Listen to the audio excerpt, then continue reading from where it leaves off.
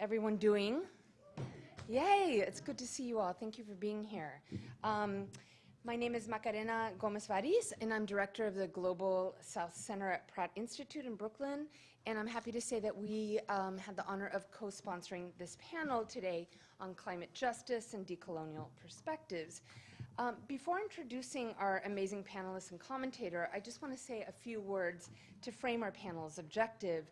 When we organized this panel, it was not lost upon us that it would be on this specific archipelago, on the Hawaiian island, on Kanaka Maoli territories, and amidst accelerating climate crises and intensifications of all kinds, especially as experienced by island geographies and native peoples.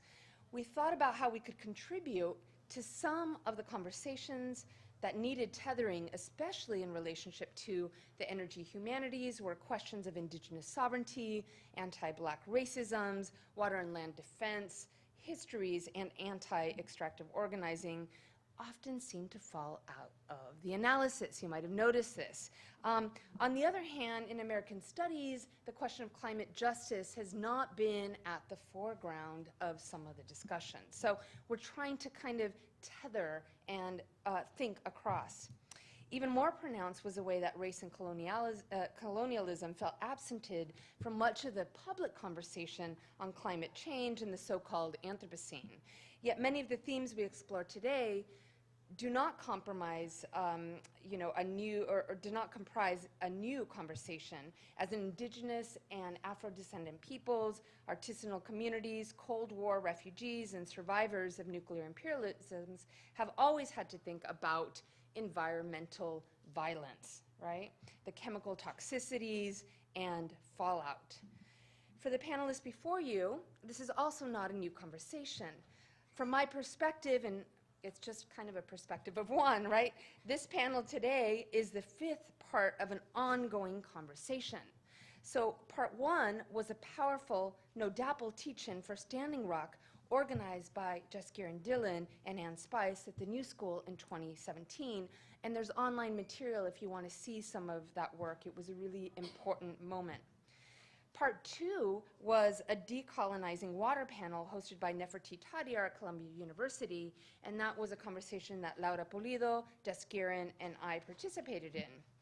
Part three was a dialogue at Verso Books that happened last year, and this was Ashley Dawson who helped us organize this, and this brought Jaskiran Dillon, Tammy Navarro, and myself into a conversation on the intersections between women of color feminisms and climate change. And then there was part four, and maybe more, but with Sandy Grande and Jaskiran in Brooklyn last year. So this is really what I'm calling part five, okay? Over the past couple of years, and after Standing Rock, and after the Flint, Michigan water crisis, after and with Black Lives Matter, and with Christina Sharp's book In the Wake, and after the rise and fall of hope, with a plurinational and earth-based constitution of Andean socialisms, I want to suggest that we can't say that climate justice is a new topic. It's just not often framed that way. Recently, we have seen important work emerging by scholars, writers, activists, practitioners, and artists that consider the weather, the treatment of the earth, and the grave consequences of climate change alongside and through racial subjectification. To consider an even deeper layer, we might think about how the human at the center of the post-humanities and the energy humanities are themselves a product of the binaries that loom within Western ontology. In the melting core of the Anthropocene, then, is a racialized and colonial project. Pundits and tech moguls can speak all they want about how the earth and atmospheric sciences or bioengineering is our solution to the current predicament. Yet accumulating even more technology and military power and securitization is clearly not the answer, but the heart of the problem. In this panel, then, we reframe this public discussion and we think about what does it mean to foreground race, racisms, and occupation in the conversation on the Anthropocene? How does a focus on indigenous sovereignty, the settler state, and a comparative and relational discussion about environmental destruction disorganize normative analyses about it? And how do the histories of racialized state terror and police brutality uncover the violent colonial root of environmental dystopias? So to take an obvious example, the US military is at present a main culprit of fossil fuel burning, releasing more carbon dioxide and methane into the atmosphere than most small or medium-sized nations do. In the aftermath of 9/11 and in the war on terror, the US military is responsible for more than 35% of all carbon emissions in the 21st century. This, coupled with occupation of indigenous territories, is what is often unthought within the discourses of the Anthropocene. So let me just say, our panel then brings forward textured methodologies and perspectives that we'll hear about that think about climate not from a bird's eye view or with disciplinary institutional demands in mind, but from the perspective of radical transformation that emerges from territorialized struggles to protect and to enliven resources. It is through direct action and through transversal social movements against the toxic corporate, settler, and racial state and the linkages that you'll hear about today that we can even begin to think and talk about a decolonial future.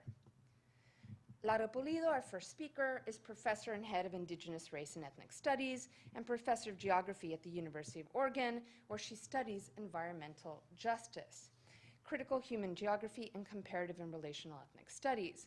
She's the author, co-author, or editor of 6 books, including Environmentalism and Economic Justice, Black, Brown, Yellow, and Left, Radical Activism in Los Angeles, and co-author of A People's Guide to Los Angeles with Lara Barraclough and Wendy Chang. She is currently working on a historical atlas of foundational white supremacy. Her paper is called Denial in Climate Change and White Supremacy. Then we'll hear from Ashley Dawson. You're not sitting in order. That's messing with my Virgo desire for order. Ashley Dawson, a professor of English at the Graduate Center CUNY and the College of Staten Island, is a scholar of postcolonial studies and a climate justice activist.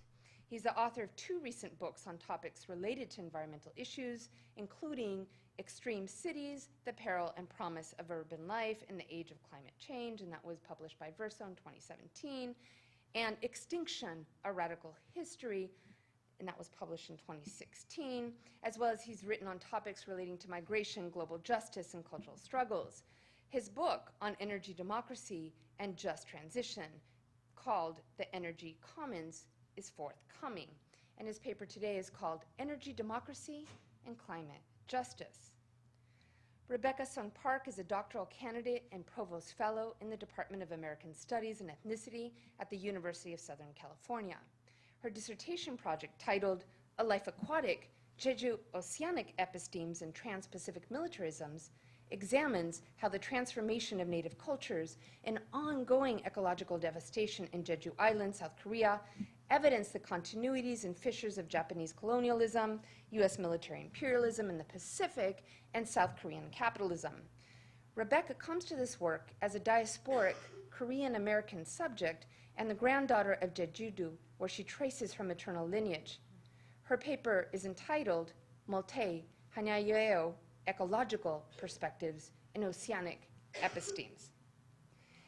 Ann Spice is a Tlingit land defender, queer indigenous feminist, and anti-colonial organizer. She lives in Wet'suwet'en territory in northern so-called British Columbia, Canada.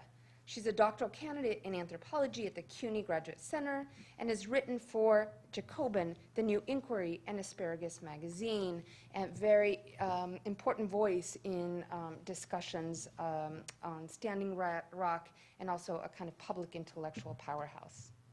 Her paper's title is Infrastructures of Invasion, Indigenous Resistance to Colonial Violence, and Extractive Industry.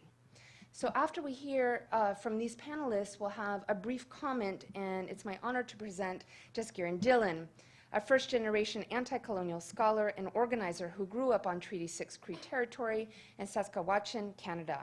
Her work spans the fields of settler colonialism, anthropology of the state, environmental justice, anti-racist feminism, colonial violence, political ecology, and youth studies. She's the author of a book that I just finished and love and highly recommend, Prairie Rising, Indigenous Youth, Decolonization, and the Politics of Intervention, 2017. And congratulations, she's a co-editor of a new book called Standing with Standing Rock, Voices from the No DAPL Movement. She's Associate Professor of Global Studies and Anthropology at the New School in New York City. Thank you all for being here today, and we'll start with Laura.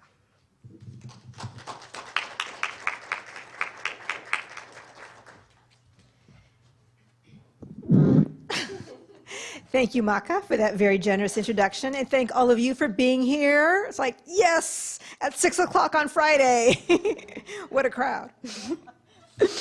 So the title of my presentation is Landscapes of Denial, White Supremacy and Climate Change. For the last several years, I've been studying how U.S. practices of historical commemoration represent white supremacy. I'm especially interested in the white supremacy associated with the creation of the U.S. territory, state, and nation, or foundational white supremacy. These include colonization, settler colonization, slavery, state formation, and nation building. While there are some variations in how white supremacy is represented, usually it is just erased in order to produce a more usable past. This past summer, I was conducting fieldwork in Utah. I'm doing this on a state-by-state basis, and it just happened to be Utah's turn. I want to begin by sharing a couple of sites with you. This site is called This Is the Place, and it's in Salt Lake City. It marks where Brigham Young first saw the Salt Lake Valley and declared that it is where the Mormon pioneers would settle. There's a park, a pioneer village, a museum, films, a gift store. This is what I call the valorization of white supremacy. It is explicitly celebrated. While all white settlement in the western U.S. was guided by manifest destiny, Mormon settlement in Utah assumes a whole new meaning as it was divinely inspired. Another site is Fort Cove.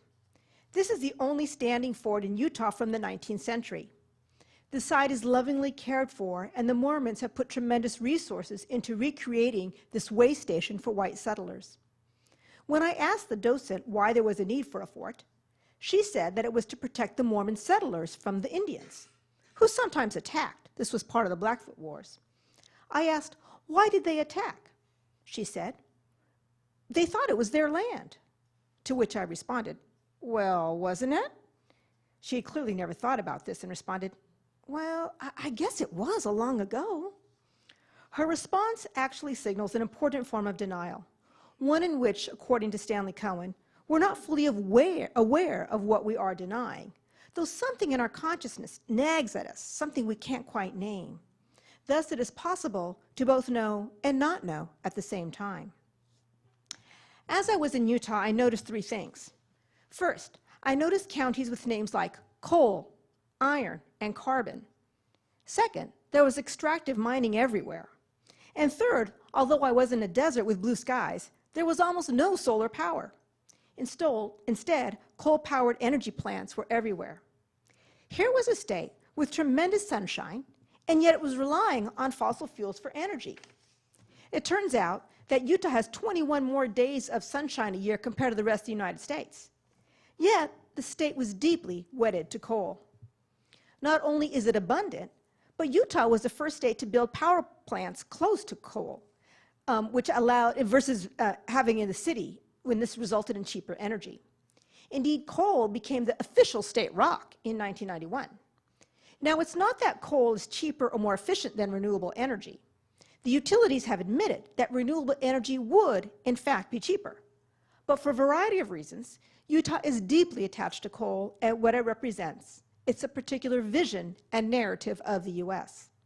And I realized that, like foundational white supremacy, this too was a landscape of denial. So I began thinking about how these two forms of denial might be connected, which has actually turned out to be a really big project. So today, I'm just going to compare and offer some preliminary thoughts.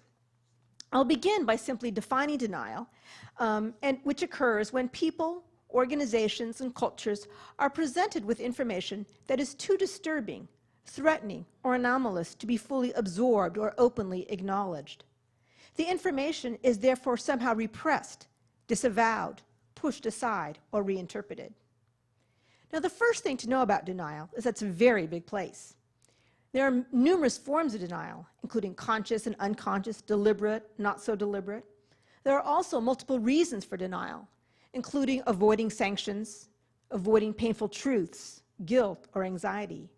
And sometimes it's just a survival mechanism. Through my fieldwork in historic sites, I identified three primary forms of denial: hegemonic, deliberate erasure, and reinterpretation. Hegemonic denial, which characterizes the vast majority of sites, occurs when white supremacy is so ingrained that no one thought otherwise. I hesitate to call it unconscious, but there may be an element of that. If you think about it, historic preservation and commemoration have only been sites of mass struggle over the past few decades. The geographer Pierce Lewis writes that, quote, "Landscape is our unwitting autobiography." And historic sites epitomize this. They are physical manifestations that tell a hegemonic story of the creation of the US. Indeed, Aziz Rahn argues that the US did not even become self-aware that it was white supremacist until the early 20th century in response to global decolonial struggles. White supremacy was simply business as usual. But this awareness is critical because it is the precondition for deliberate erasure. Now, deliberate erasure occurs when one seeks to commemorate something, but you know it's a problem, so you try to erase it. Southern plantations are a great example of this. Ooh, what happened? I see things happening. Maybe it'll come back. Is it loading? Okay. There we go. Great. Recent research on plantation tourism documents the tensions around acknowledging slavery. One researcher who attended 35 tours in Charleston found that in all but one, furnishings, family history, and architecture were all mentioned more often than slavery. This particular slide is of Oak Valley Plantation, and here's how it's sold. Experience the grandeur of New Orleans' antebellum South on a tour of Oak Valley Plantation. Take a journey through time to the manicured estate, into the gorgeous home. View stunning architecture, oak-lined esplanades, and enduring sugarcane fields, while learning about the plantation's fascinating and often somber histories. This is clearly a struggle to contain the truth. Although plantations are increasingly offering slavery tours, they cost more. This, too, is telling. Kind of like, we will acknowledge slavery if we must, but since this is not the primary story, you have to pay an extra $20. Now, reinterpretation is the third kind of denial that I found. Reframing or renaming are both forms of reinterpretation. In historic commemoration, this is evident in multicultural practices, what Malamed would call neoliberal multiculturalism. Many historic sites have been criticized for racist commemoration practices. The most common solution I have found is to simply add a Native person or a person of color. This is a monument in Oregon's state capital. It features Lewis and Clark and Sacagawea, the Shoshone slave who became part of the Corps of Discovery and saved their asses multiple times. The strategy is to highlight the contributions of Native people and people of color to building the US nation. I find this particularly appalling in terms of Native people, as if it was their intention to help build the settler state that would displace them. And of course, the mechanism of displacement is never mentioned. So how do these forms of denial compare to climate? My colleague, Kari Norgaard, is a leading scholar of climate denial, and she argues for what she calls a spectrum of denial. To date, we've identified four forms: organized denial, literal denial, skepticism, and apathy.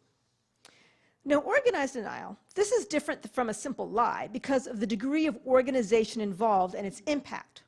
Organized denial has engendered profound climate denial across the US. Riley Dunlap calls organized climate denial actually an industry. The poster boys for organized denial are the Koch brothers. They knew the truth of climate change back in the 1980s, but because their empire is built on fossil fuels, they knew their business would take a hit, and they created a disinformation campaign in order to ensure meaningful change would not occur. Here is an abbreviated timeline. 1960, first evidence of rising levels of CO2. 1969, it's first suggested that we might have global warming by 2000. 1990, first assessment by the IPGCC. 1990, Koch brothers begin investing in right-wing think tanks. Their goal, to develop counter-narratives and plant seeds of doubt. 1991, they fund a conference that questions the legitimacy of climate science. 2009, the Waxman-Markey climate bill fails. This is important because this is one of the first efforts to create meaningful change. The Koch brothers understood its significance and went after Republicans who supported it. What they did is they ensured that all Republicans from then on would toe the line on climate change. It is difficult to overstate the significance of organized denial. The second form of denial is literal denial. These are explicit statements of denial, but less orchestrated than organized denial. A good example are the rash of states who banned the words climate change in the past decade. This started in 2012 with Pennsylvania when they eliminated climate change from their website in case, quote, it looked like we were suggesting humans were causing global warming. In 2014, North Carolina did the same, and in 2015, Florida banned climate change and global warming from all official communications. This is an unwillingness to acknowledge the truth. There are several possible motives here. One, if I don't say it, then it isn't real. This is kind of shocking in its childishness, but I think it suggests the profound threat that climate change poses. Number two, I don't want to alienate the public by suggesting humans cause climate change, which of course we saw in one of those states. And three, this is simply part of the Republican Party's platform. In the words of Noam Chomsky, the Republican Party is the most dangerous organization in human history, and he says this because it's seeking to destroy the basis for organized human existence. The third form of denial is skepticism. Skeptics suspect that climate change may be real, but are not fully convinced. The US is the only country that questions whether global warming is real, the only country that questions the science, the only country that questions if warming is human-caused. A recent survey found that the highest levels of acceptance ever in the US, 62%.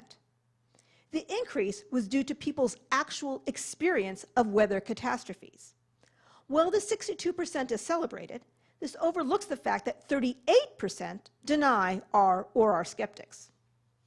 US skeptics are largely people who were targeted by the organized right. The right knew that if people were skeptical, significant legislation and change would not occur, and of course they were correct. The final form of climate denial is apathy. This is an unwillingness to act despite knowing the truth. This is what Norgaard found in her study of Norway. She argues for two types of apathy, left and right. Right-wing apathy acknowledges climate change, but since it is happening anyway, there's nothing really to be done. This may be linked to skepticism, such as, is it really human-caused, or perhaps a belief that this is God's plan. On the other side is liberal and left apathy. Here, climate change is acknowledged, but people still do not act. They don't feel like they can make a difference given the enormity of the problem. So what are some of the similarities and differences? The biggest difference is the degree to which climate denial has been deliberately organized. The white supremacy itself has been systematically organized. I don't think its denial embodies the same level of organization. It's not that people haven't tried, but the fact that white supremacy has been around so much longer makes it harder. In the case of climate change, its more recent nature makes it easier to manipulate. There isn't five centuries of history to reflect upon, rather just 5 decades. A second distinction is the role of hegemonic or unconscious denial in white supremacy. The temporality of each crisis might explain this. White supremacy is a chronic problem, again, over 5 centuries. In contrast, global warming is an acute problem. If we don't resolve it in the next decade or so, and there are no indications that we will, it too will become chronic. But its acute nature lends itself to organized and deliberate denial. But these two forms of denial also have a great deal in common. Both represent existential threats. Denying foundational white supremacy is essential for the nation to reproduce itself. Denying climate change is essential to avoiding having to change our economy and culture. As I began studying historic landmarks, I quickly realized the breadth and depth of denial.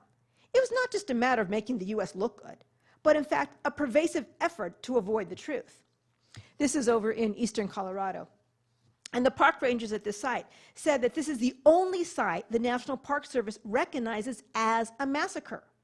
All the rest are battles. This is a dramatic example of trying to contain something, a single formal acknowledgement when we know the truth was something vastly different. But acknowledging the truth would require fundamentally rethinking the nation.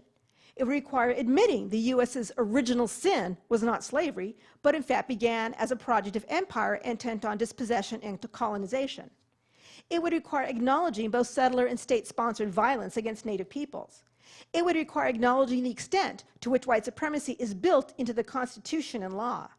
It would require acknowledging how slavery was critical to the development of capitalism. We would have to rethink our entire origin story in our relationship to those who have suffered from systematic takings. These are big, powerful truths that shake a nation to its core, and something we have avoided for centuries. Climate change also poses an existential crisis to the US, especially its economic structures and ideology. As thinkers ranging from Naomi Klein to Katharine Hayhoe have argued, the real reason that Christians and Republicans deny climate change is because they recognize it is a fundamental threat to their way of life. Klein discusses how the right understands that challenging climate change means not only pulling away from fossil fuels, but it may require big government. They sense threats to their personal freedoms and consumer choice, which is why light bulbs create such an uproar. Oh, I lost a slide in there. Oh, well. If, as Jason Moore argues, the four cheaps are over, cheap food, energy, raw materials, and labor, what does climate change mean for a consumer society? What does it mean for a society committed to upward transfers of wealth? What does it mean for society when corporations have more rights than humans? Climate change is an existential threat to the US on many levels. What is so ironic, of course, is that the US has produced not only the world's largest share of greenhouse gases, but also a tremendous proportion of climate science.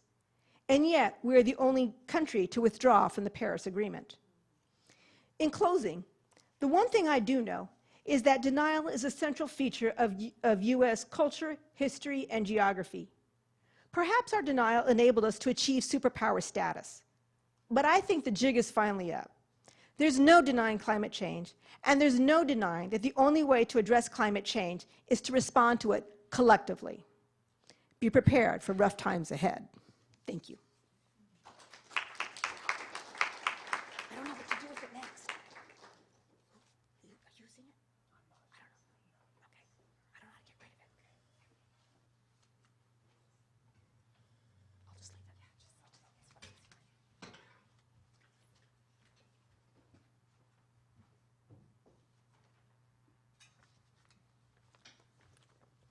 leave it. Hi, good evening, everyone. Thanks for coming out tonight. It's really good to be here. I want to thank Macarena for putting together such a wonderful panel, and thank you for your brilliant framing of things. I'm really excited to be here on this panel and feel very honored to be amongst such incredible radical public intellectuals. So I'm going to be talking about decolonizing energy tonight. I'm going to be speaking from my perspective as someone situated in New York City and active around energy politics and efforts to democratize energy and decolonize energy in New York City. But obviously these issues also have a lot of bearing here in Hawaii and all around the rest of the world. And so towards the end of my presentation, I'll get to those bigger kinds of pictures. But much of what I have to say is grounded in what's going on in New York City. However, I'll start out by saying that the great task of our times is to stop all new fossil fuel infrastructure. If we wish to prevent more intense climate disruption, we cannot dig up more coal, drill for more oil and gas, and further exploit the tar sands. This, of course, is because the carbon stored in currently operating fields and mines is enough to push atmospheric concentrations of carbon dioxide above a critical threshold, generating warming of more than 2 degrees Celsius. And unleashing catastrophic feedback effects. The movement for climate justice has developed a range of innovative nonviolent direct action tactics as well as an expanding array of legal and political strategies to block pipelines and other fossil fuel infrastructure. The struggle at Standing Rock was, of course, a signal moment in these fights, but the fights have continued to spread despite the Trump administration's persecution of activists, and of course have global dimensions. Nonetheless, despite these struggles, we are battling a global bonanza of extreme fossil fuel extraction. The climate justice movement is therefore also setting forth clear and emancipatory alternatives to fossil capitalism. We must be clear that our struggle is not just about remaking our energy infrastructures, but also about transforming the cultural outlooks and institutions that fossil capitalism has generated, and that those two things are intertwined. In other words, we must decommodify, democratize, and decolonize our energy system, as well as decarbonizing it. Now, as I just said, we're losing this struggle.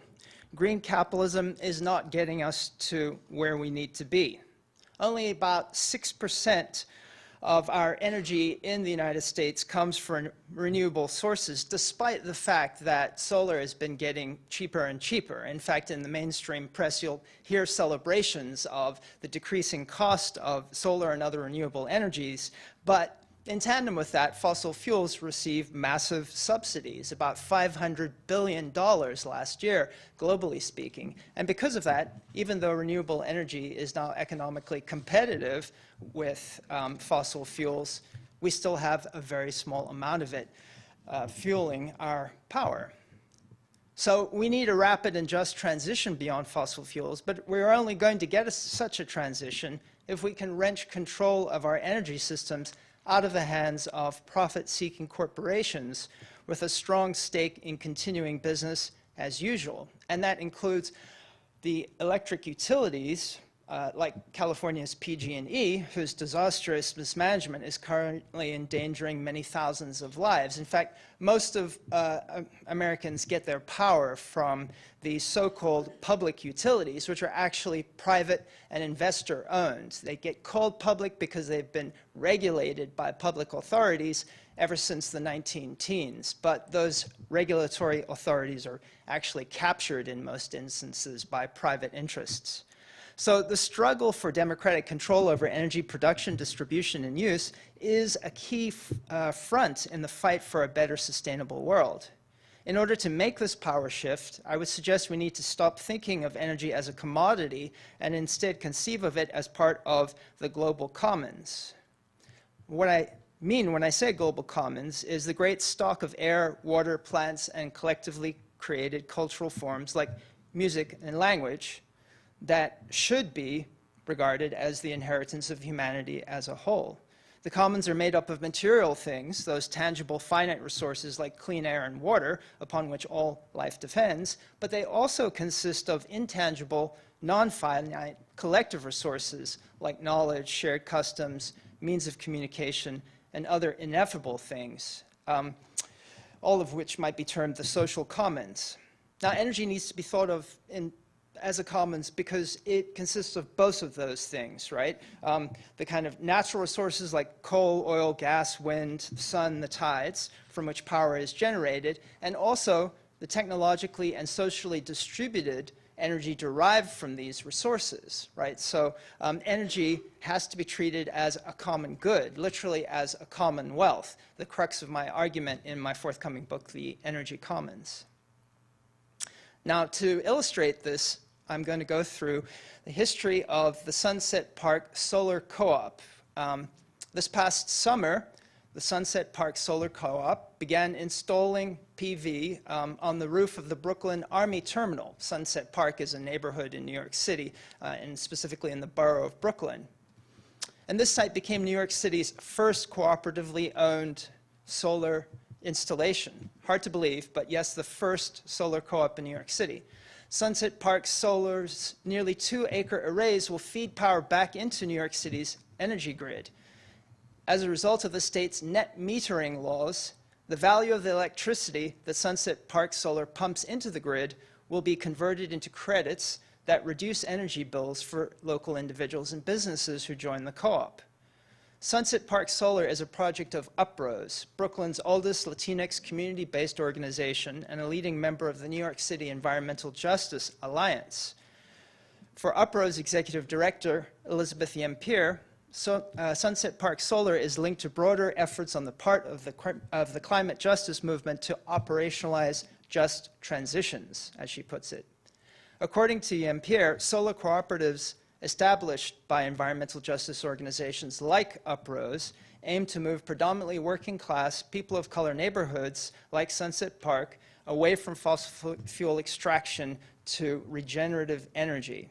To, in Yempere's words, make it possible for our communities to start moving off the grid and to start creating mechanisms that help them thrive in the face of climate change, close quote.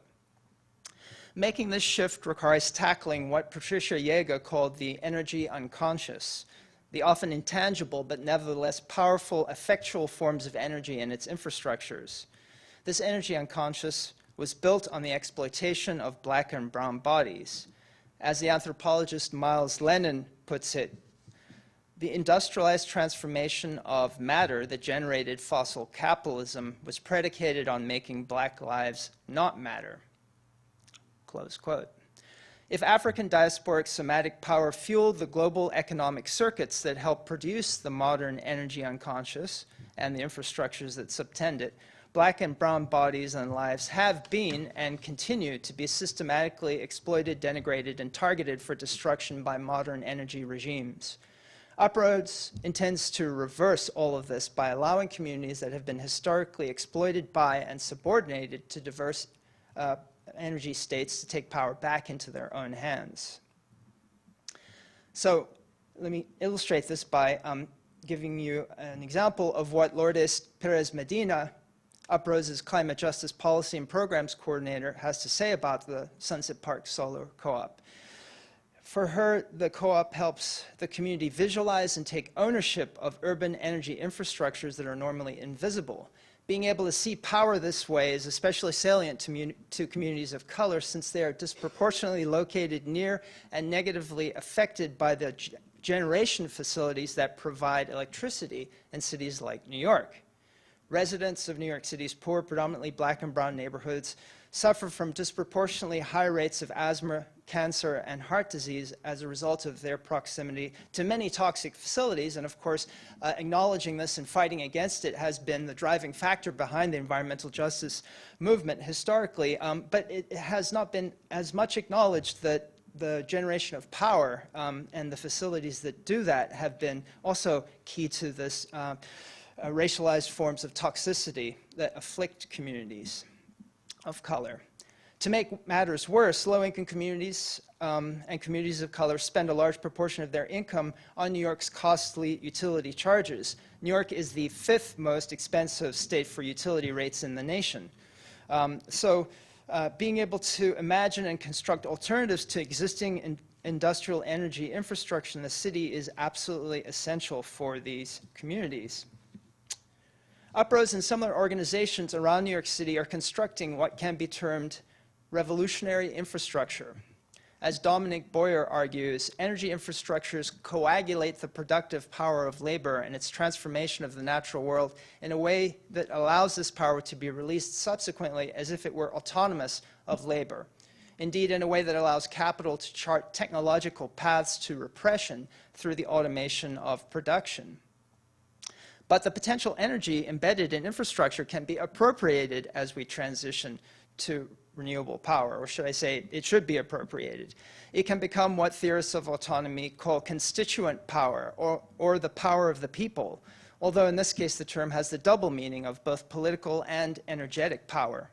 The power of the people thus aims at the recapture and realization of the liberatory potential physically embedded in the infrastructures of industrial energy. And the solar co-op makes this revolutionary power particularly palpable. Yempere's vision for renewable power in Sunset Park goes beyond the immediate benefits of the solar co-op, though. As she explains, a lot of our environmental victories have been used by developers to promote displacement. So for her, the solution to green gentrification is a broader mobilization of the community around just energy transition. This means that instead of seeing local blue-collar businesses as an eyesore to be shut down, as well-heeled gentrifiers often do, uprose activists like Yampier argue that they can be retrofitted and repowered, made adaptable so that workers are safer and healthier. And this is particularly important in New York right now because the state has commissioned what is going to be the country's largest wind farm, which is going up off the coast of Long Island. Right now, all of those gigantic wind turbines are slated to be built in Denmark and then shipped across the Atlantic on giant barges, which of course means that there'll be no domestic labor involved in building those facilities, and also that a lot of carbon will be emitted getting them to the United States. So what Yampier argues is that existing industrial waterfront facilities in places like Sunset Park should be used to build the turbines, benefiting the entire community while also diminishing carbon emissions. And just before I got on the plane to come here, unfortunately, Uprose lost a big battle, and the facilities that they were hoping to use were turned into a giant condo for wealthy gentrifiers. So these battles really are raging right now in very intense form. So I think Uprose is confronting the question inevitably of state power and what they're doing. For the co-op seeks to install decentralized forms of solar power infrastructure and to win community empowerment, but I don't think it's animated by a kind of libertarian imaginary of delinking completely from the grid. And that's not just because by pumping power back into the grid, community members can benefit economically, but also because in order to win the kind of ambitious just transition programs that Uprose envisages, there are very basic conditions relating to existing structures of social inequality on urban terrain that have to be engaged with and shifted. So Lourdes Perez Medina explains that since many working class people in Sunset Park rent rather than own their property, fundamental questions about where the co-op's solar panels will actually be installed inevitably arise. Given the extreme inequalities of cities organized around financialized accumulation, activist organizations often must turn to relatively accessible municipal facilities when seeking space for the arrays that power solar co-ops. And that's the case for Uprose.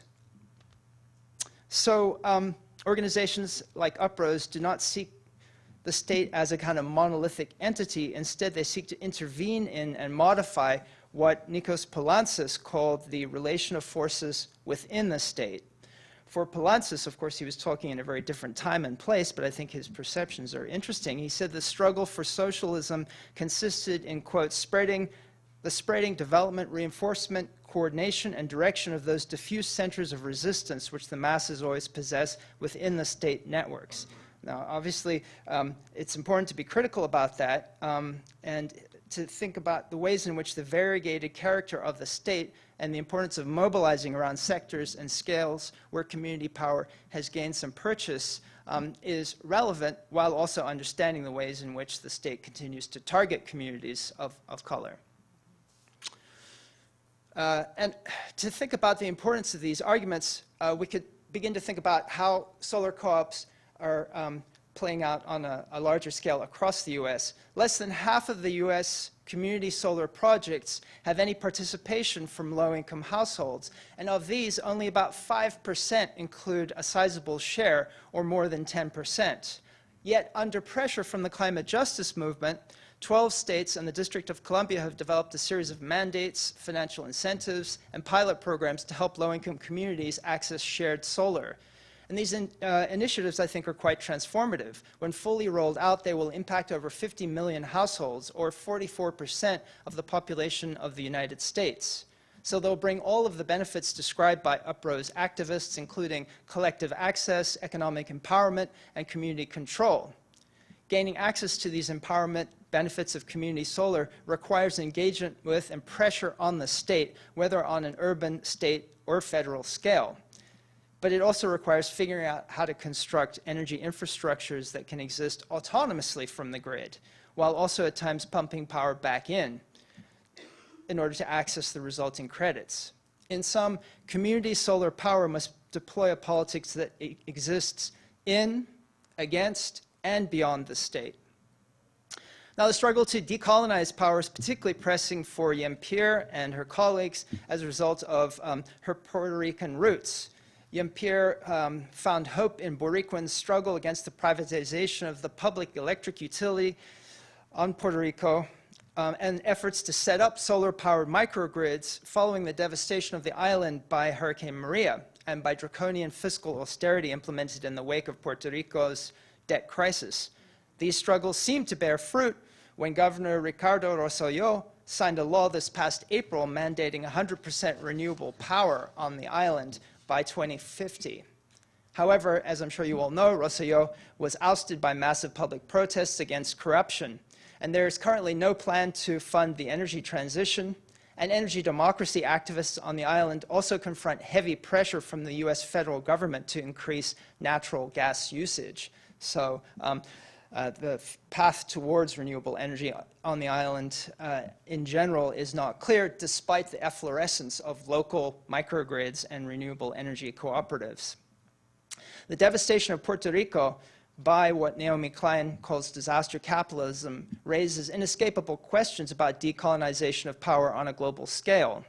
Alexandria Ocasio-Cortez's Green New Deal resolution does not specify how nations in the global south can avoid adopting carbon-intensive energy systems beyond a relatively vaguely articulated hope that the Green New Deal will promote, quote, the international exchange of technology, expertise, products, funding, and services with the aim of making the US the international leader on climate action, close quote. The transition to a new energy regime is a fateful fork in the road, one that could lead to genuine decolonization of power and democratized control over diminished commodity flows, or to fresh forms of neocolonial dispossession and environmental devastation.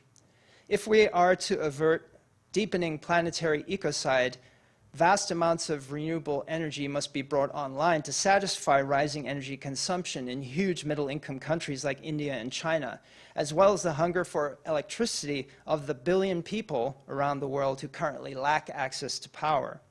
The climate justice movement here in the US must therefore fight not just for energy democracy domestically, but for a global Green New Deal, a central plank of which I think must be a plan for the transfer of technology and capital to global South nations in order to ensure that they engage in energy transition with the speed and magnitude and the scale needed to avert climate catastrophe. This should be seen not simply as a form of reparation for the US's history of atmospheric pollution and imperial exploitation and violence. It should also be framed as a struggle that unites social movements in the US, organizing for energy democracy and decolonization with our sisters and brothers in the global South. In this way, the climate justice movement in the US can join in the fight for what might be termed a new international energy order, a galvanizing ideal that I think might fulfill the dashed hopes for a new international economic order that many fought for in the era of decolonization in the past. Thank you very much.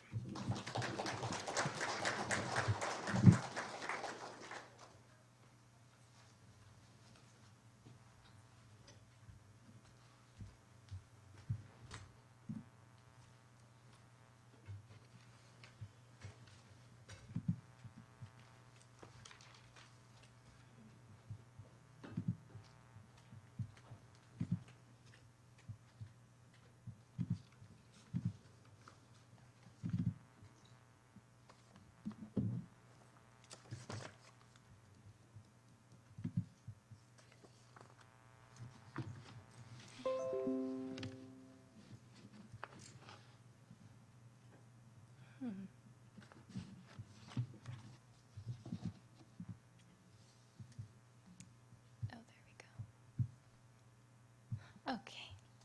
Good evening, everyone. I want to thank Maka for bringing us together and to my co-panelists.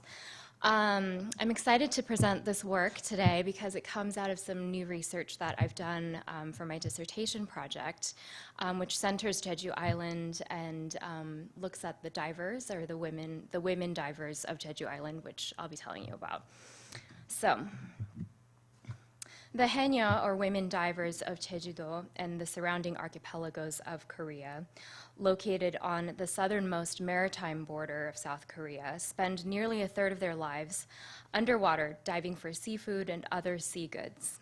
Their dives last from 2 to 3 minutes, and they dive up to 10 meters deep.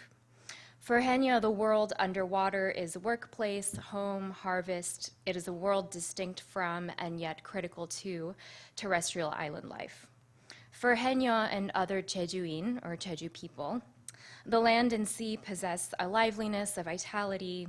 In Jeju cosmologies, the land, wind, sea, and mountain are themselves deities that shape the culture, mythologies, origin stories.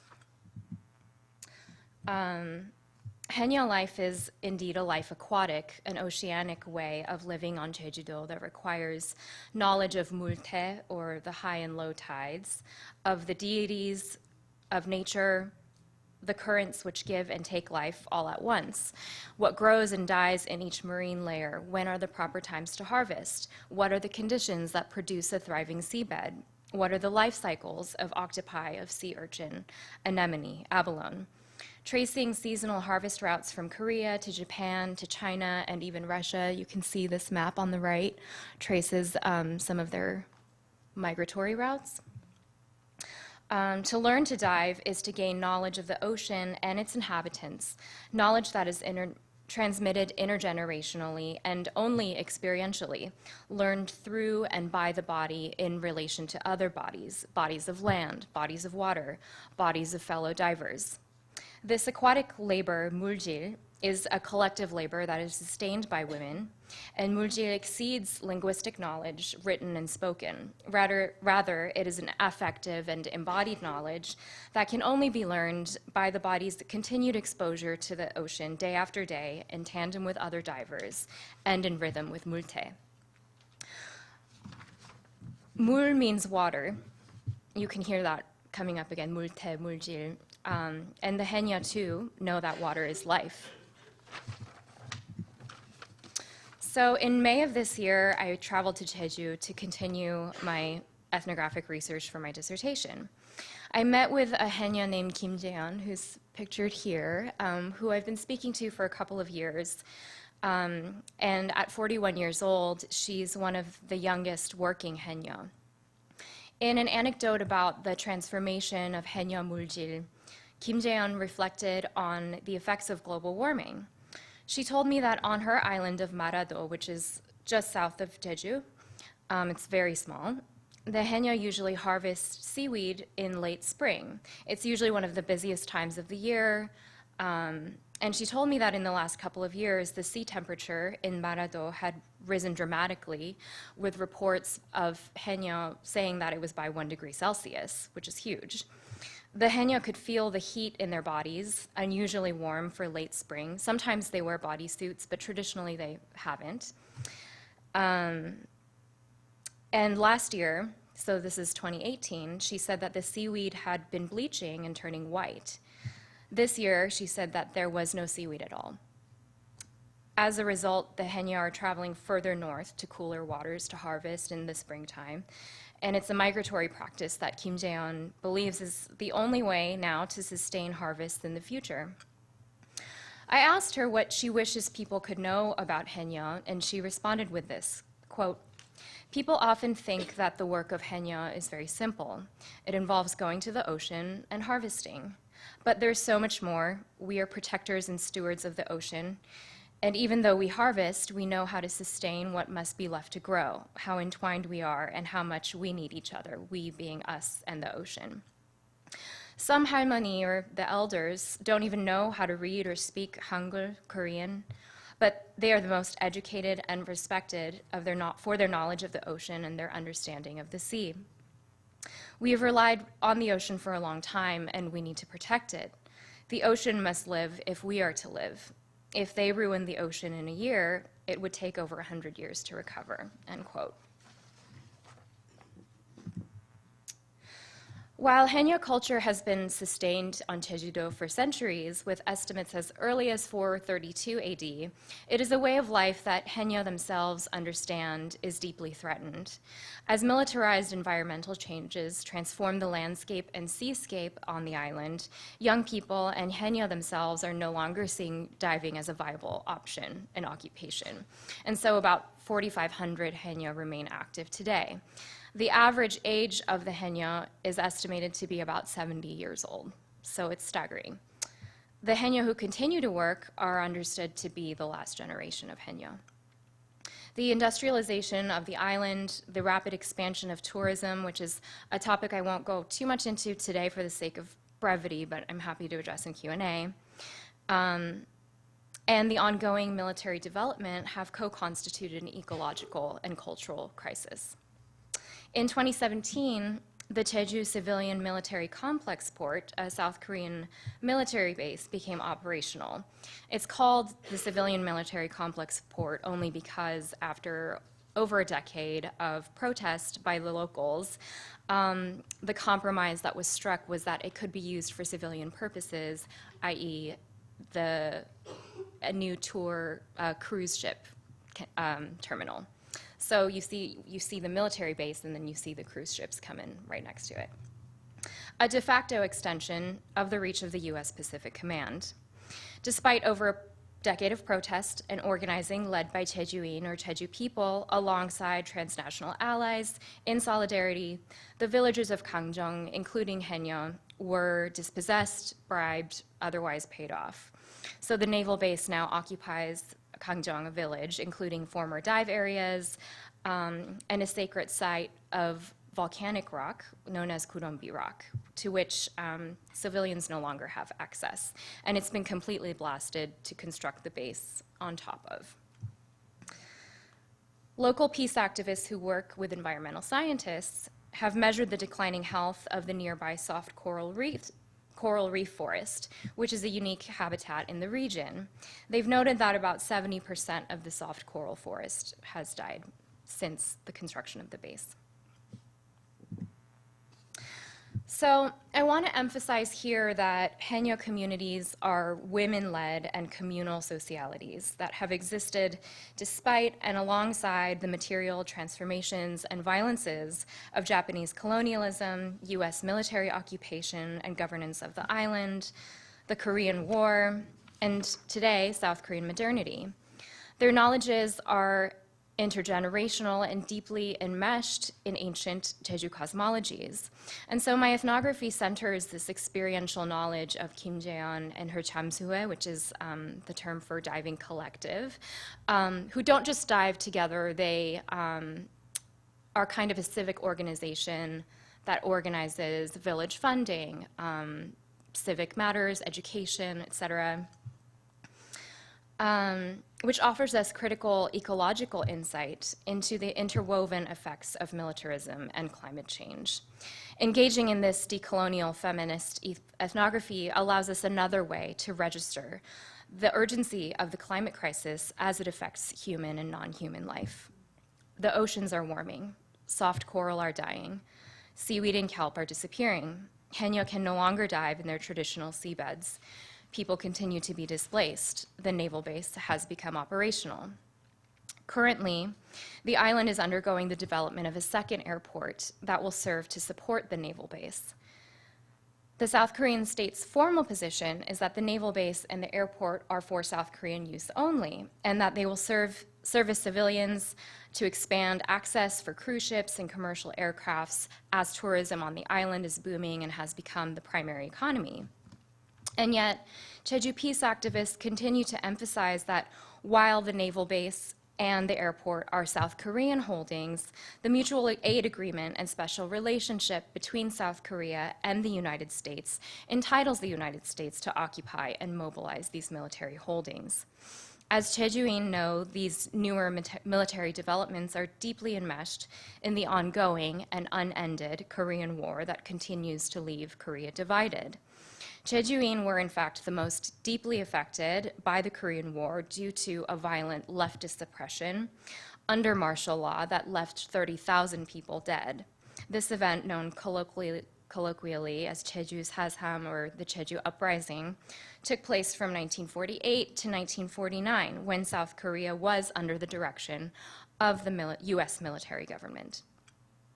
So these simultaneous events are no coincidence. These are the costs of a Korea at perpetual war, as Crystal Baik has aptly observed, a divided nation entangled in and complicit with US empire. As scholars such as Rob Nixon and Jeffrey Santa Ana have noted, the footprint of war bears ecological costs that devastate human and non-human life for generations to come as slow violence. The ongoing transformation of Jeju into a military-based island by the South Korean state is deeply enmeshed in the logics of the US Asia-Pacific Command, whose reach, as we know, being here, extends to other islands such as Guam, Hawaii, Puerto Rico. The operation of the naval base has been framed as critical to a US-South Korean defense strategy against North Korea, as well as critical to defending in the trade routes against China. Indeed, we can situate Jeju at the nexus of the multiple colonialisms of the Pacific, from Japanese colonialism and American military occupation to contemporary South Korean neoliberalism, its rise to power as what Jin-Kyung Lee theorizes as a, quote, sub-empire of the US, end quote. Jeju continues to be folded into the geography of US imperialism and colonization in the Pacific. Ecological destruction in Jeju is a militarized structure. Haenyeo ecologies and their changing ways of life offer a small window into the impact of an unended war on Jeju life. These ecological transformations that impact key relations between human and non-human life, entire cosmologies, reveal that the work of climate justice must necessarily involve demilitarization, de-escalation, denuclearization, and decolonization of the Pacific and beyond.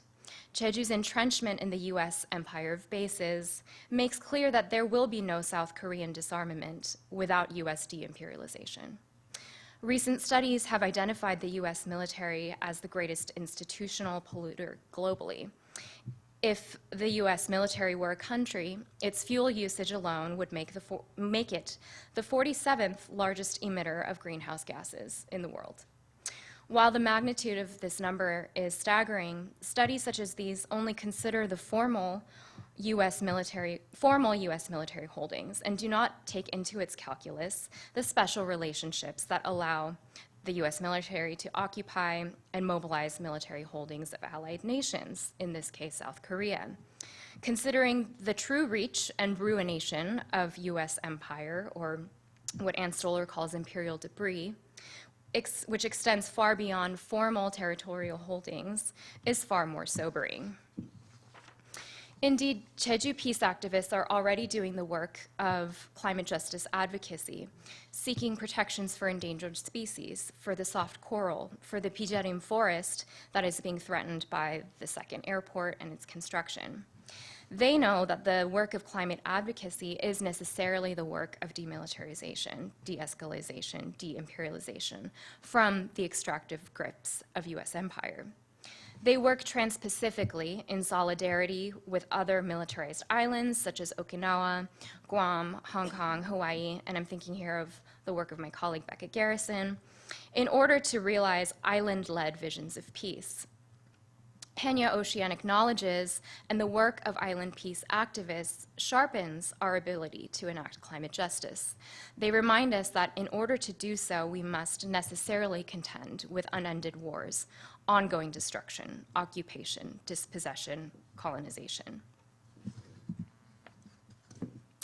So considering the cosmologies of Haenyeo divers, their oceanic knowledges, their oceanic epistemologies, who spend 30% of their lives underwater, and those who envision genuine peace on the island, I ask, how does a life underwater, inhabiting intertidal spaces, look different from terrestrial life? How does the life aquatic and these oceanic knowledges transform the very means by which we determine what counts as life?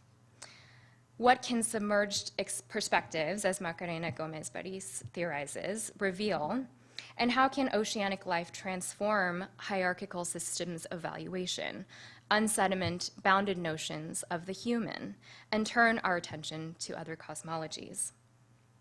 I'd like to conclude tonight by returning to words from Kim Jae-yeon herself, and the way that she speaks of mul, water, the sea, as being transformative in her own life. And this is a really emotional oral history that she had shared with me about her experience, because she was raised in a Haenyeo family.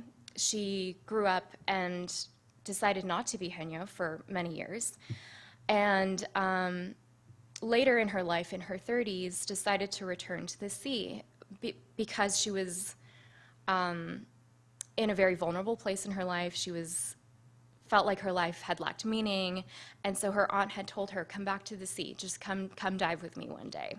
And this is how she speaks of that moment. Quote, as I started doing this work, I have been changed. There are women who are 60 to 70 years old who I dive with. I empathize with them and I feel with them. When I first went into the sea to do this work, I was in a dark place in my life and I wanted to die. And in the first moment I entered the sea, I felt that I knew I wanted to live. There was no one telling me how to live my life or what to do. In the moment that I threw myself into the sea without any thought, I was captivated for 4 hours by the sheer will to live. All worries and fears are cleansed by the sea. When I emerge, my body is tired, but I sleep very well. And the next day, I am ready to do it all over again. Many people have han, or sorrow, resentment, anger in their hearts. But inside the ocean, I come alive. We all share this, us Haenyeo. When I go into the sea, I come alive. Thank you.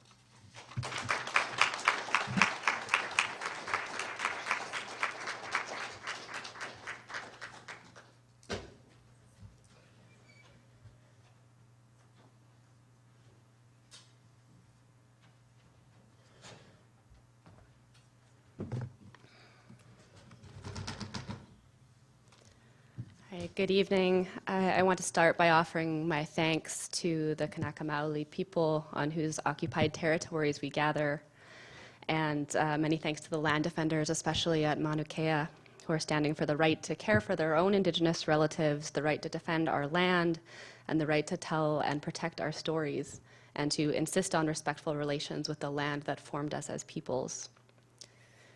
I want to thank also the Wet'suwet'en Nation, especially Frida Hewson and her family, for giving me a home on their territory and for supporting me in innumerable ways over the past 5 years. And it's really to them that I dedicate all of this work.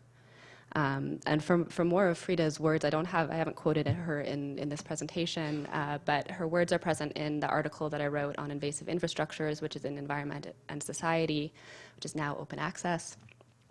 Which is the piece that I used as a starting point for this presentation. And she also I did an interview with her, which is a chapter in the Standing Rock, Voices from the No DAPL movement that Jess Guerin has co-edited. So I want to talk today about the conditions of Indigenous existence, about the global threat of climate change, catastrophic climate change, that we are all facing, and about the disproportionate amount of labor that Indigenous people and people of color are doing to reduce the terrifying impacts of that threat, and about how to radicalize our thinking in the service of Indigenous resistance and environmental justice. This is not a thought experiment. This is not a theoretical exercise. I'm not exactly sure what it is, partially because I've grown so jaded about the potential for academic conferences to do anything useful in the world, but I would love to be proven wrong, and partially because I live in a constant state of rage, and it's affected the way that I write and the way that I speak about the issues that we're facing. So this is an attempt to unsettle and subvert and disrupt the patterns of academic production in order to draw your attention to the urgent work at hand.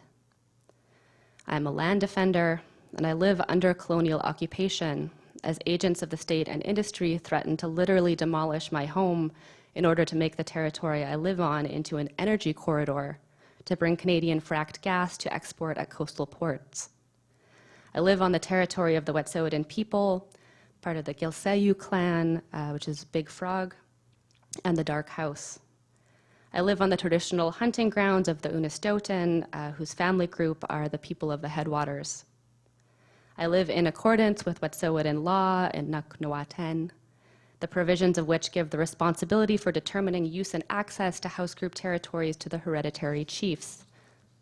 I live within a system of governance that has protected the land and water and has sustained Indigenous life in balance with our other than human relations for thousands of years. And this is all currently under threat. So my starting point today is an article that I wrote for Environment and Society about the colonial projects that cast resource extraction as critical infrastructure that is meant to build a prosperous settler future. I argue in that piece that pipelines can be considered infrastructures of invasion, that they are the material through which an ongoing conquest is attempted into Indigenous lands that have never been surrendered or ceded to the colonial state.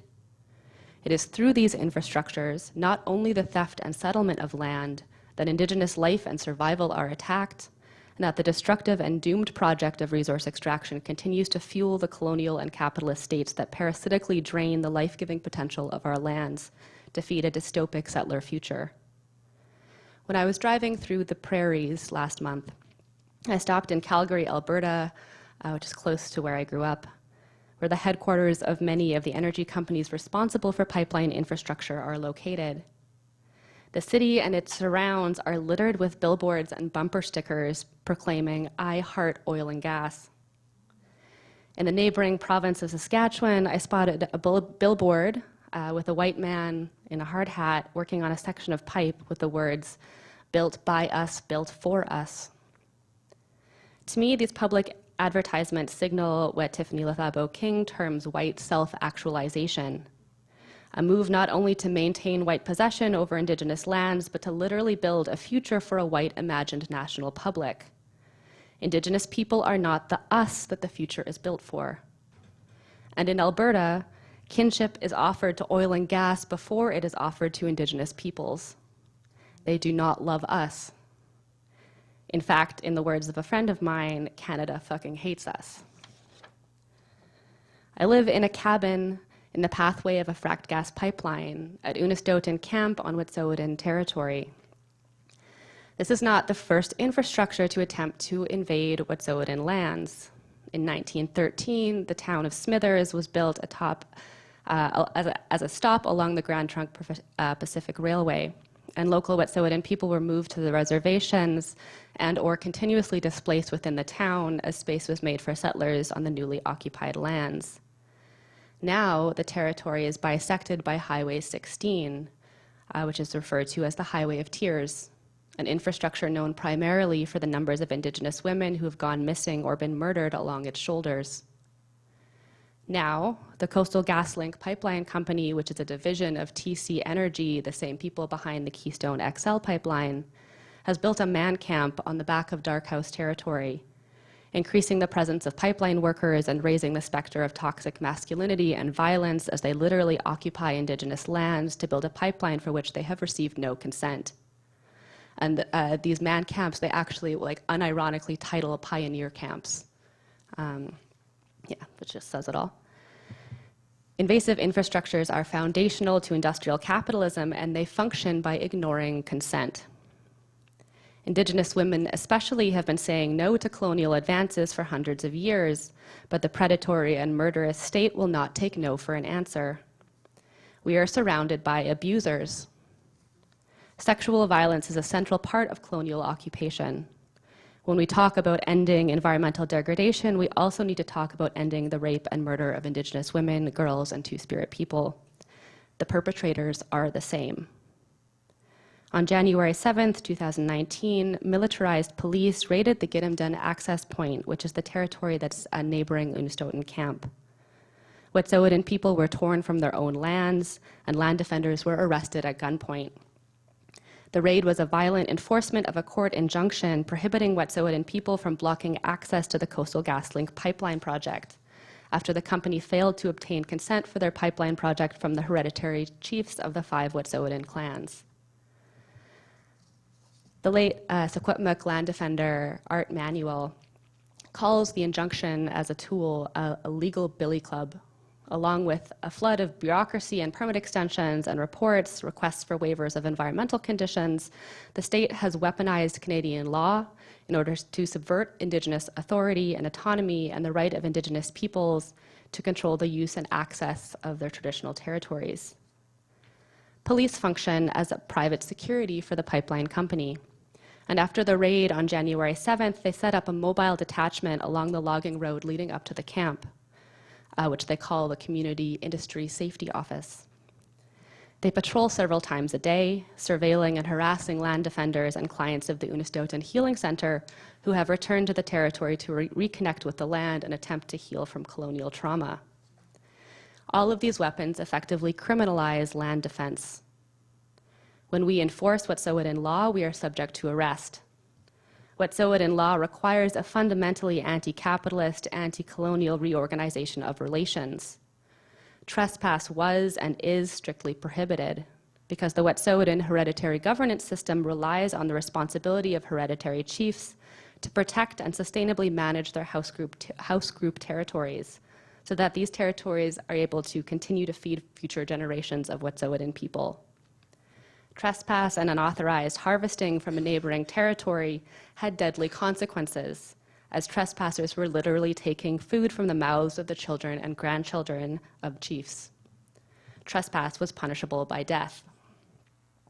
Contemporary infrastructures of invasion carry the same consequences. Dark House territory is overrun with pipeline employees, private security, and police. There's a man camp in the middle of the main moose habitat. We have no food for the winter. Protecting the moose so that we can eat has been criminalized. This is part of a long history of criminalizing Indigenous survival and cultural practice, from the outlawing of fishing weirs for Indigenous people in the early 20th century on Wet'suwet'en territory, to the potlatch ban that effectively criminalized Indigenous law, to the current fight for Indigenous survival. But we are not only fighting for our own people. Indigenous land defense is so heavily criminalized because it remains the single biggest threat to the expansion of oil and gas industry. We are the uncertainty in their projects, the risk to their investments. Fighting climate change means ending the colonial occupation of our lands and decriminalizing land defense. We are in the strongest position to stop the expansion of extractive industry, but we cannot do so when we are forced to speak through white liberal environmental frameworks. Sometimes, and I would say often, these frameworks also criminalize our work. We need an end to the policing of our own movements, and we will not follow the directions from those who ask us to sit quietly while a genocide is committed against our people. We cannot afford a bland and peaceful optimism in the face of continued conquest. Industry has already bargained away our lives. They've already accepted a future dystopia in which they are cushioned from climate disaster by accumulated resource wealth. The alternative to this climate dystopia is revolution. We have lived through a prior and continuing apocalypse, and we can imagine the alternatives to industrial capitalism because we have lived them also. We refuse to be fugitives on our own land. Environmental justice requires the overthrow of colonial control. We are already doing this work, and we need support. Now is the time to choose which side you're on, what kind of future you want to live in. Indigenous liberation protects the land and water, and our climate activism must be anti-colonial, anti-racist, and abolitionist. The systems, including the prison system and the police, that prop up the industries that are destroying the planet are the same ones that are propping up colonial occupation of Indigenous lands. These infrastructures need systematic dismantling as we figure out how to build and strengthen the already existing alternatives. And just a note here that there continue to be land defenders in jail after the protest at Standing Rock, and leaving them in jail without attention is a shame that the left should not be able to bear. So since Canada has no love for us, it's on us to show our love to each other, and building respectful and enduring relations becomes increasingly important in a time of war. So I want to end with a poem that I wrote, a love poem. What of a new year pre-poisoned, poised to eke out some new horrors or new old horrors in the name of more hordes of mediocre white men, creep crawling through their American dream, nightmare, wake up, wake up, wake up. The future is contaminated. What are we to do with this poison? Do we let it seep through our porous skin, scales, fur, feathers? We are not delicate, but we are not sealed. Do we close our mouths, bite our tongues, avert our eyes, swallow our prayers? And when they come for our relatives and say, this is good for the economy, will we remember that we once made whole lives of salmon and moose and berries, not the sweat and tired fingers of poor workers across borders, borders fictive and armed against the imagination of otherwise? Or maybe we will turn to those ancestors who faced all this and worse, 500 years of poison but still speaking, singing, gathering, and we'll turn our porosity to relation, and we'll make medicine from our lands, and we'll build into each other, and we will not abandon our kin. Gashish.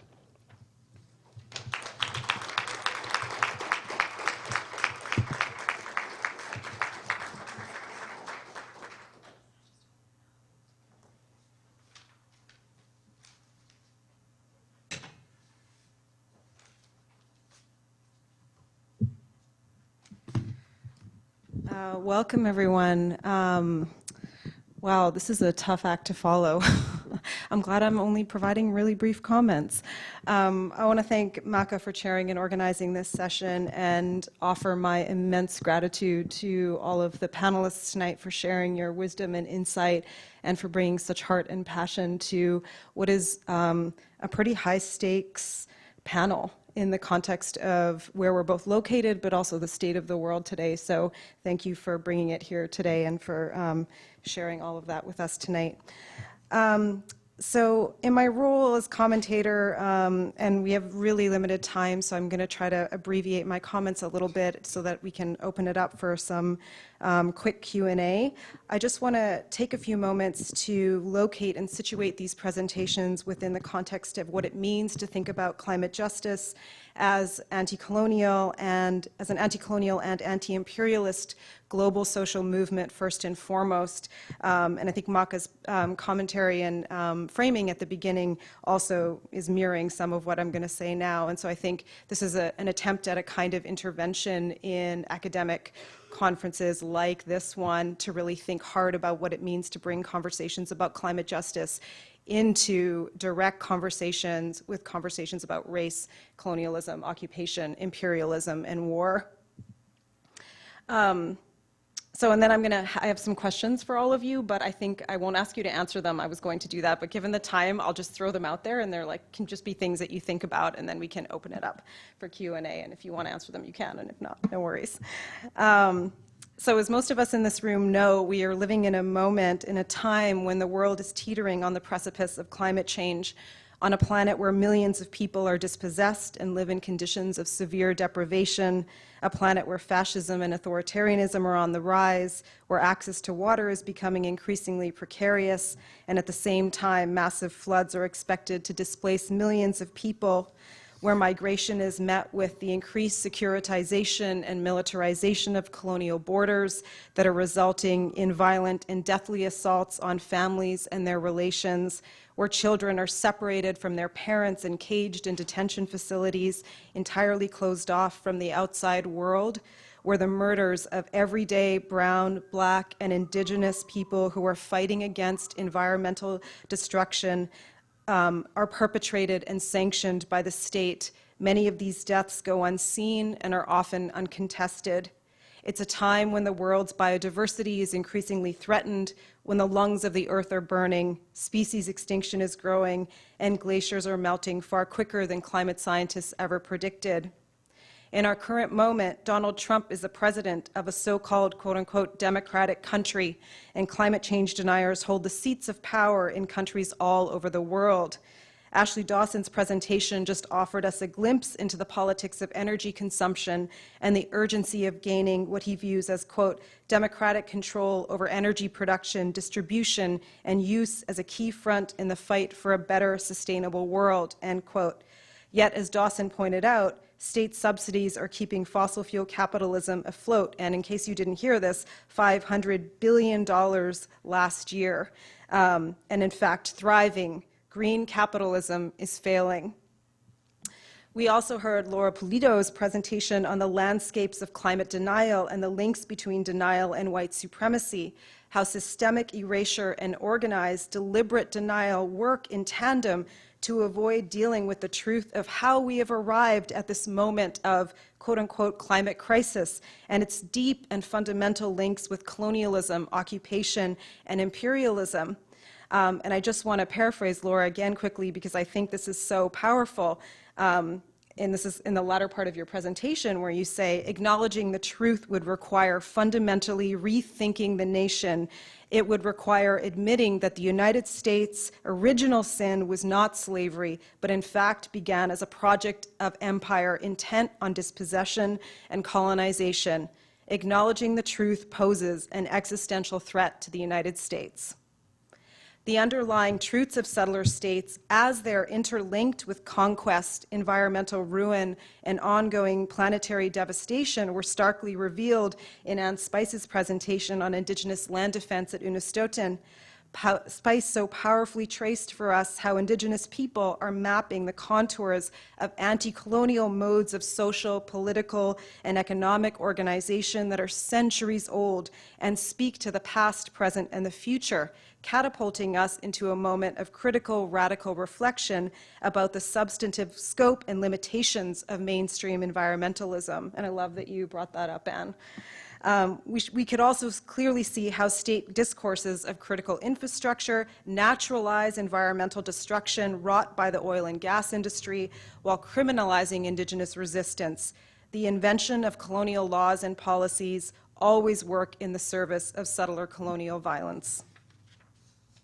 Pushing our frame of understanding outside of occupied United States, Rebecca Sunpark's presentation on the women divers of Korea urgently reminds us of the ecological dimensions of imperialism and educates us about the ways that environmental devastation here must be situated within an internationalist context of US empire, ongoing imperial projects, and war.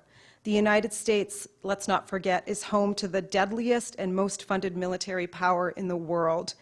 Sunpark argues that climate justice must necessarily involve demilitarization, de-escalation, denuclearization. The logics of U.S. Asia-Pacific Command specifically and U.S. military holdings more broadly must be central to how we organize globally for climate justice. So these are all collectively a very powerful way of thinking about what it means to participate in what we call climate justice work or environmental justice work, and I think actually challenge us to really think hard about what that participation looks like.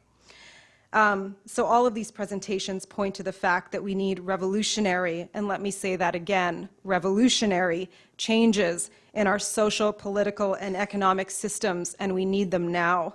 If we take this as our starting point, coupled with a political position on climate change that centers anti-colonial and anti-imperialist critique and mobilization, we have a responsibility to learn from collectives and organizations that are offering us a pathway forward.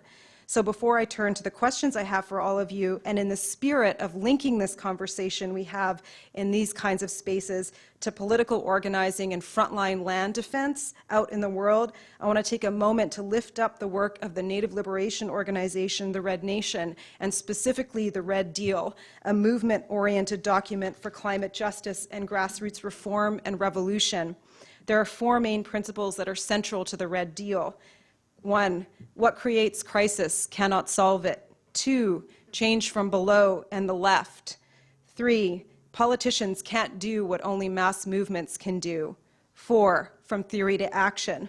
In the words of our Red Nation comrades, quote, we cannot simply build isolated utopias while the rest of the world burns, nor can we wait for the slow process of reformist reform to kick in. We cannot simply heal our individual trauma, nor can we consume better to save the environment. We cannot vote harder and place all our hope in a few individuals in Congress. Climate change will kill us before any of these strategies liberate the planet from capitalism. Violence upon the land is violence upon the people and vice versa. For people to live dignified lives, U.S. military occupation has to end. This is not just an Indigenous, Native American, or Indian problem.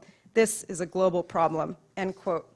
I encourage all of you to check out part 1 of the Red Deal that was just released today and is available for download on the Red Nations website.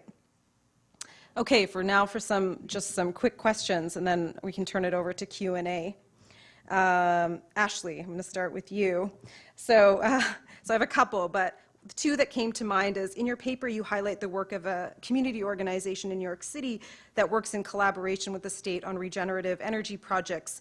And I'm wondering, given you heard Anne's presentation, if you might expand or think about what it means to work both with and within the state, given the widespread criminalization of so many, not just criminalization, but actually the murder of so many frontline land defenders, and how that's initiated and sanctioned by the state in accordance with colonial law. And the other question I have for you is, how do we conceive of a global commons and kind of energy democracy within the context of U.S. empire? Laura, I want to thank you too for your presentation. That was really, I feel like I learned so much about the politics of denial. And I'm thinking here a lot about the young people that are so central to so much of the climate organizing. And I'm wondering if you have thought about the role of political education as a potential antidote to the white supremacist climate denial, especially as it relates to the critical consciousness of young people who are so central to social movements for climate justice around the world, right? So if we think about climate denial, how does it intersect with specific demographics around age and participation in social movements? Rebecca, also like such an incredibly moving presentation. I feel like I learned so much and have so many questions for you. But one of the things that really struck me about your presentation was the kind of decolonial feminist ethnography that comes across so clearly in your writing, and the way that you talk about your project as not really it doesn't really come across as a project, but a kind of political commitment to sort of tell the story of this particular space as it's situated within the context of U.S. imperialism and empire and war. And so I'm curious about that kind of methodological choice, and also how you thought about the politics of knowledge production when you were undertaking the research for that project. And then I also had another question about the sort of relationship between tourism and industrialization on the island, which you gestured towards but didn't have enough time to explain. So that was my question for you. And finally, for my comrade Anne, who I'm so grateful for coming down and being with all of us here, or coming over, or whatever geographical, however it is that you got here. I'm tremendously grateful that you made the time and space to be here today. So thank you for doing that. And I'm thinking about a conversation that we had very recently about the Academy and how it fails and fails again to support the work of frontline movements centered on climate justice. And I'm wondering, as somebody that's situated in the Academy, obviously, but also does a lot of work outside, if you can offer us some insight into how these skills that we've acquired as researchers and writers should and could be mobilized differently. Thanks.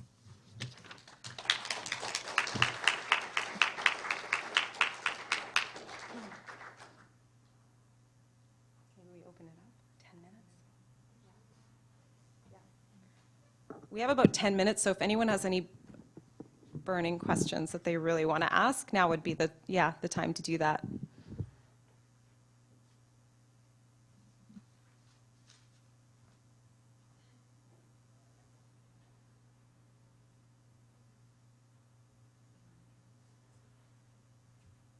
Anyone have any questions?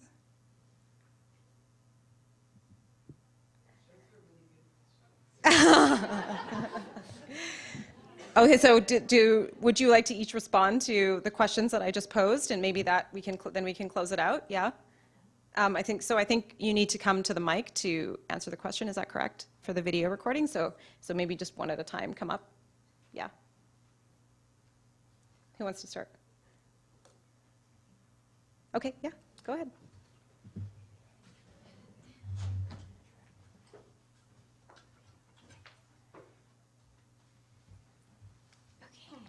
Thank you, Jaskiran, for your insights. That was super helpful. I guess I want to start by answering your question, your last question about tourism, because that is what has most deeply shaped, I think, an approach in terms of the ethnography, in that I kind of came to this project through questions of representation, through photographs, museum exhibitions, and I found that they were so heavily tied up in the tourism industry and the kind of extractive culturally extractive economy of tourism on Jeju Island, where today Haenyeo, who have been minoritized, and the Jeju people have been minoritized for centuries, are being folded back into a story about nation and a story about feminism that kind of undergirds a new storytelling. And so my ethnography kind of came about as a mode of moving against the memorialization and commodification that positions Haenyeo as already, you know, a lost fate, even as they remain alive, elderly but alive. And so this project of storytelling became really important to me, and I got in touch with a few different Haenyeo, some of whom are quite hesitant to share their story because they have told their story to news media and documentaries, and it's just ongoing. And yet there are a few who are really excited to share about their lives, and I think that's really shaped the kinds of questions and the approaches that I ask them. Really central to Haenyeo life is the question of collectivity. And so one person is often really hesitant to kind of speak for everybody, asking questions about the collective themselves and centering that in the work has been really critical. And I think also what's often lost as Haenyeo are being folded into these grand narratives of environment and nation and all this stuff is the kind of everydayness of their work that gets overlooked. You know, like how did you learn to dive? How deep do you go? At what age do you start? What does it feel like? How do you get used to the kind of pressure underwater? All of these things that then they have a lot to say. And you know, it's like my auntie told me this, and you know, my grandmother taught me this, and that's where the storytelling, I think, really becomes central in the work. So yeah, I think I'll leave it there.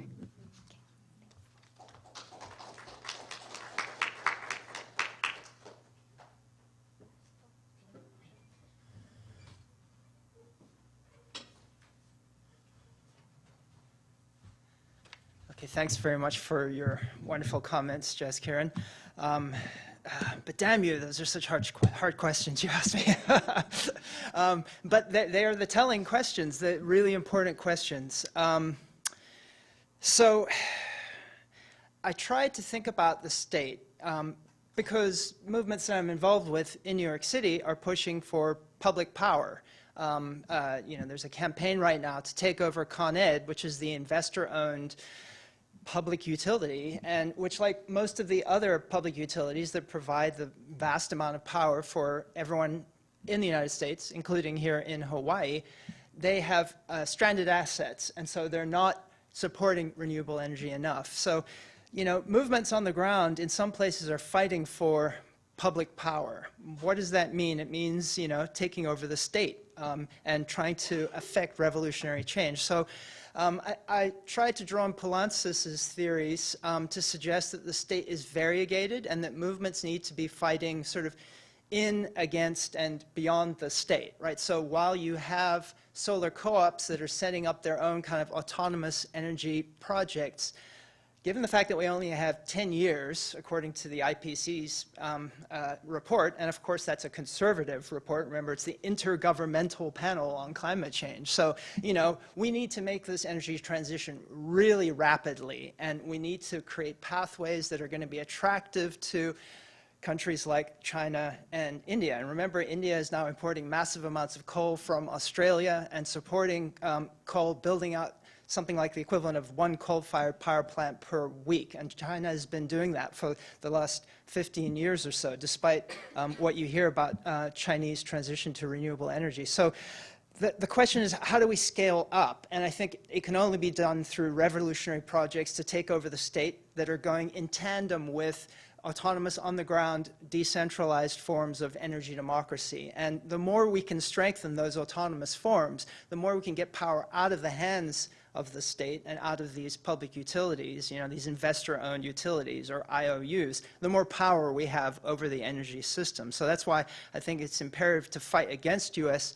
empire and against the baleful, life-destroying aspects of the state while also trying to gain purchase over it. And just to give you one example, Hawaii is such an interesting case because Hawaii has the highest percentage of renewable power in the United States. And the reason it did that is because of build out of solar power on people's homes. That was dependent on net metering. In other words, that when you have a solar panel on your roof, the power goes back into the grid and you can get paid for it. In 2015, the public energy, the investor-owned energy utility here said, all of that power coming into the grid is making it too unstable, and so we need to stop granting people the right to have new renewable energy. And because of that, since 2015, uptake of renewable power in this state has totally tanked, right? So now activists on the ground here, from what I understand, although I'd love to hear other people's input about this, are fighting to make Hawaiian energy public and to dismantle this kind of structure which is impeding energy transition. So I think we need to think about how to do this and to build grassroots movements that are capable of doing it. And I agree with you that commons, there's a long tradition of legal theory around the commons which is extremely problematic and is very much complicit with genocide and disruption and systematic destruction of indigenous communities, but I think there are also other commons traditions that are anti-capitalist and that come out of indigenous communities which we can turn to, and I think those traditions are really important to embrace and to build up, and that includes indigenous energy co-ops, right? So, building alternatives on the ground to the existing energy system, as well as fighting against the pipelines and the other forms of destruction which fossil capitalism is meting out. Thank you.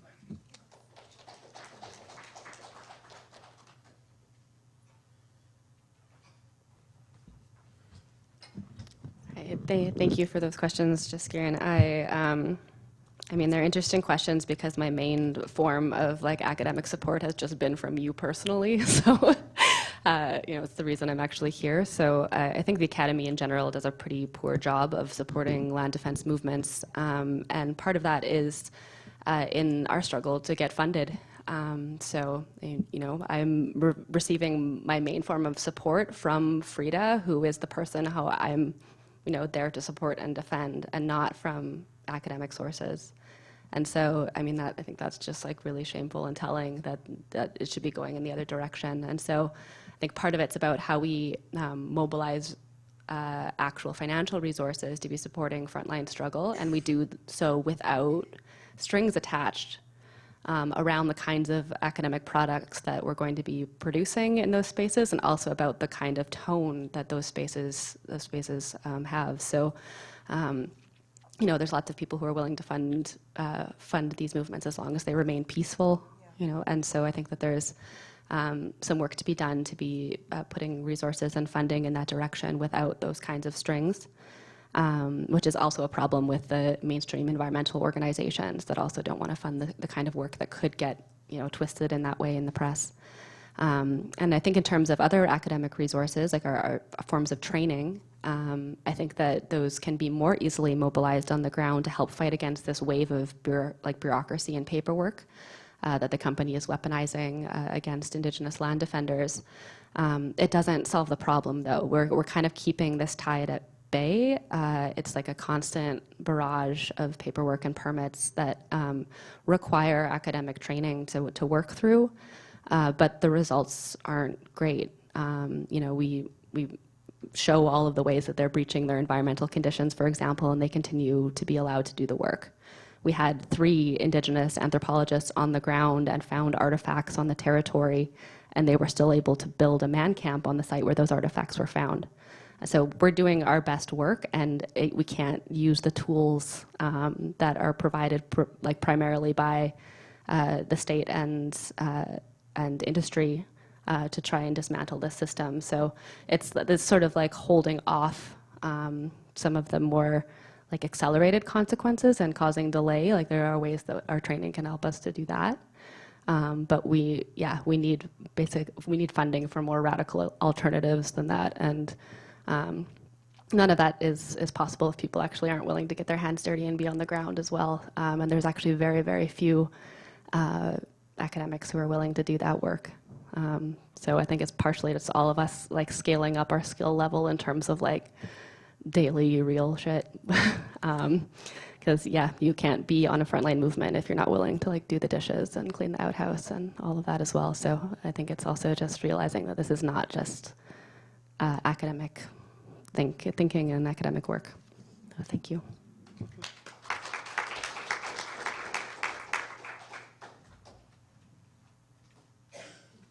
Thank you so much for those great comments and questions. So I thought about this as actually I was writing it.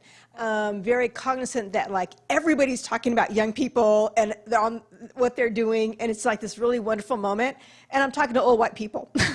And I think it's a very deliberate choice that I've made. I think at an earlier point in my life, I was really interested, maybe I was one of those young people, but over the last couple of starting at least a decade ago, probably when I did a People's Guide, I got really interested in popular education.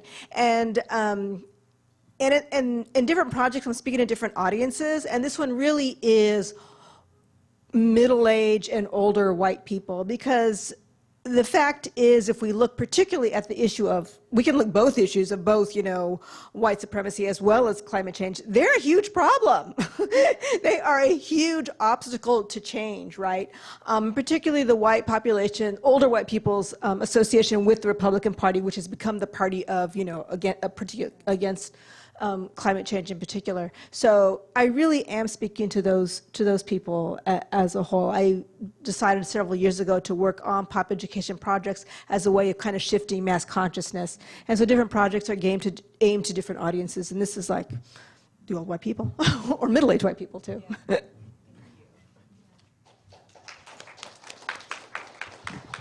So thank you everyone for being here. Thank you again to our panelists. I think we can all say that was an extraordinary experience. I certainly experienced that as chair. Thank you so much for accepting the invitation, and thank you all for being here tonight. Good evening.